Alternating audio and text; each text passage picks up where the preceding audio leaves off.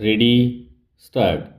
A five-judge bench of the Supreme Court consisting of outgoing Chief Justice Bhushan R. Gavi, the Chief Justice designate Justice Suryakant, Justice Vikramnath, Justice Padminabhan, Shri Narsimha, and Justice Atul S. Chandurkar have answered on November 20, 2025 the presidential reference seeking answers to 14 questions clarifying as to whether governor's powers mainly regarding constitutional breadth of discretion granted to an incumbent extends to protecting an indefinite or prolonged inaction of the governor under Article 200. To this, the Supreme Court's answer is while the action taken by the governor under Article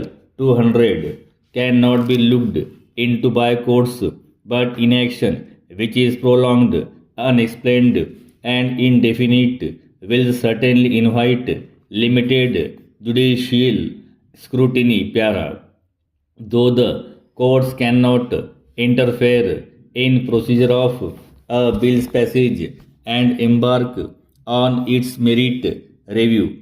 However, the consequent question that arises as it did before this court in the decision State of Tamil Nadu versus SCCI is what redressal lies when no decision is forthcoming from the governor under Article 200.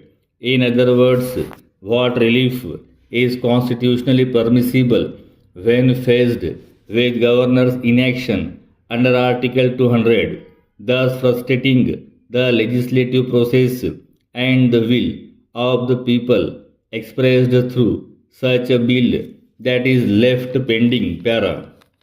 To permit a reading of the Constitution that enables or even allows unchecked discretion to potentially bring bills passed in furtherance of people's will to a procedural impasse and frustrate lawmaking would be antithetical to the values and spirit of the Constitution.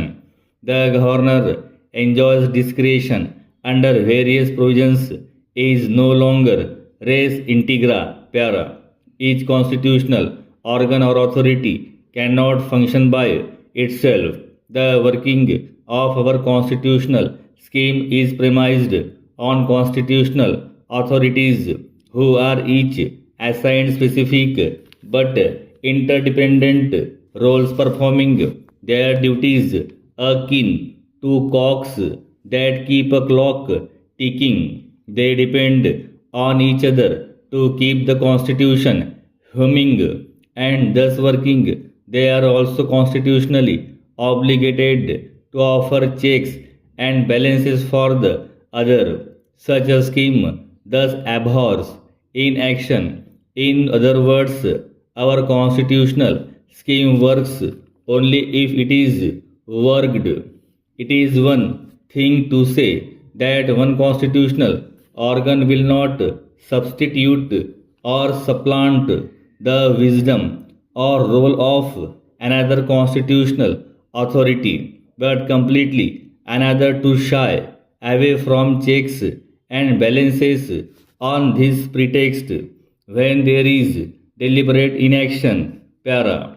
The concept of accountability and checks and balances courses through the provisions of the Constitution. Thus, the legislature, which represent the people's will, is only effective if the governor acts under Article 200. This is not to say that the governor is merely a rubber stamp between a bill becoming an act. There is value in his consideration, and thus the choice exercised between the three options before him under Article 200.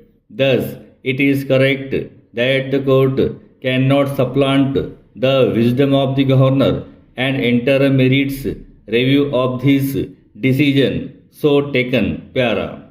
However, when the governor chooses not to act under Article 200, resulting in prolonged pendency of the bill without initiating dialogic process that the Constitution envision, thus frustrating the outcome of the legislature's functions and efforts. Constitutional courts can exercise limited judicial review para in light of the Supreme Court's findings and observations.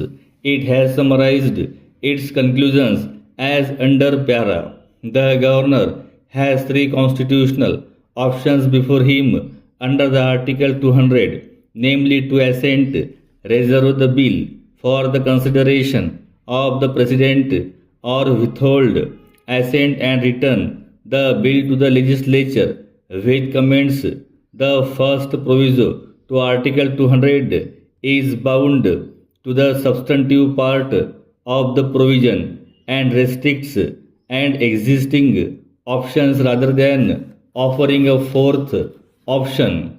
Pertinently, the third option to withhold assent and return with comments is only available to the governor when it is not a money bill para. The governor enjoys discretion in choosing from these three constitutional options and is not bound by the aid and advice of the Council of Ministers while exercising his function under Article 200 para.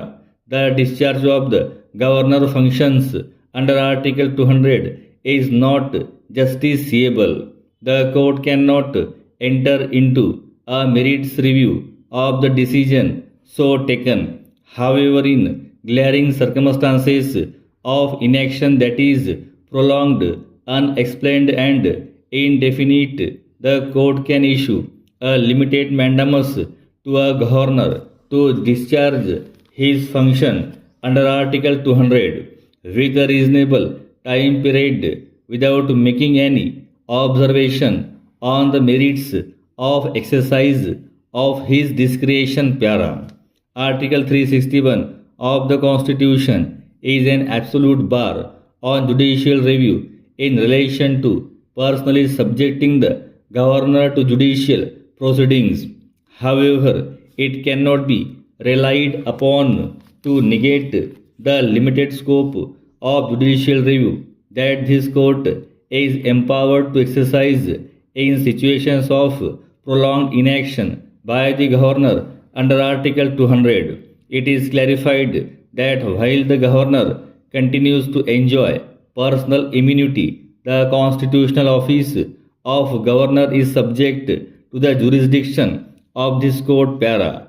In the absence of constitutionally prescribed time limits and the manner of exercise of power by the governor, it would not be appropriate for this court to judicially prescribe timelines for the exercise of power under Article 200 para.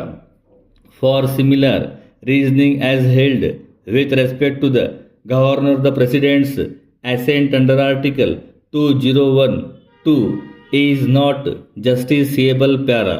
For the same reasons as indicated in the context of the governor under Article 200, it is clarified that the president too cannot be bound by judicial prescribed timelines in the discharge of functions under Article 201.